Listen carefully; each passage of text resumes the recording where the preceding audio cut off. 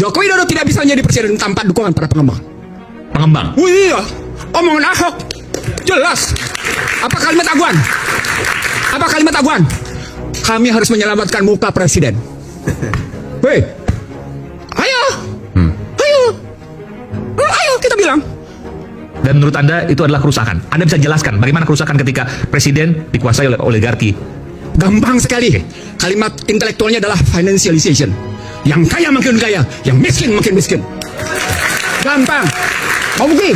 Mau bukti? Mari kita bukti sekarang. Berapa SBN yang dikeluarkan oleh pemerintah? Siapa yang bayar?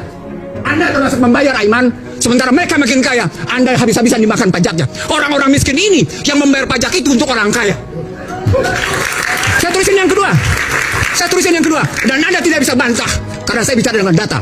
Terjadi deindustrialisasi. Akibatnya PHK di mana-mana. Apa kaitannya deindustrialisasi dengan kekuatan oligarki tadi yang mendukung pemerintah? Karena sistem membenarkan bahwa lebih asik main di sektor keuangan daripada berjalan dalam sistem hukum yang tidak punya kepastian. Mereka mendapatkan karpet Dan merah. itu kemudian hukumnya bisa dibeli. Itulah wujudnya polisi menjadi alat kekuasaan. Tuh, kayak gitu. Itulah Tadi yang disebut oleh Huniani tadi, itu bagian dari proses pembuktian itu. Ada yang ketiga, Iman. Ada yang ketiga, yang Anda tidak bisa bantah.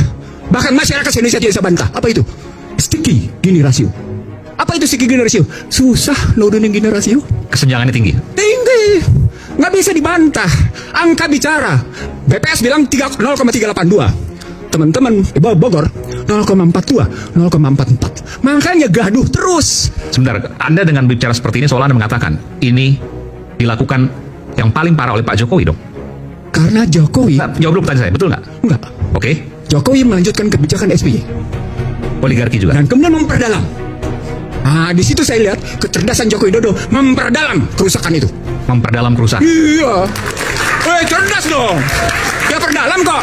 Dan dia sudah disediakan oleh undang-undangnya sebelumnya. Saya bukan sama Anda. No. Ini riwayat ekonomi politik hukum. Tidak sembarang melihatnya. 2507. Mungkin bisa Bung Ihsan, mungkin bisa memperdalam itu dalam bentuk apa memperdalamnya? Memperdalam kerusakan. Kerusakan itu, karena ini kan juga ada tendensius untuk itu. Ya, saya setuju. Saya akan buktikan sama Anda. Oke. Saya protes di Mahkamah Konstitusi Undang-Undang 2507 karena menempatkan azas non-diskriminasi, karena memberikan hak atas tanah 90 tahun, karena menyamakan posisi repatriasi, bebas menarik keuntungan kapan saja, karena itu dihapus istilah PMDN.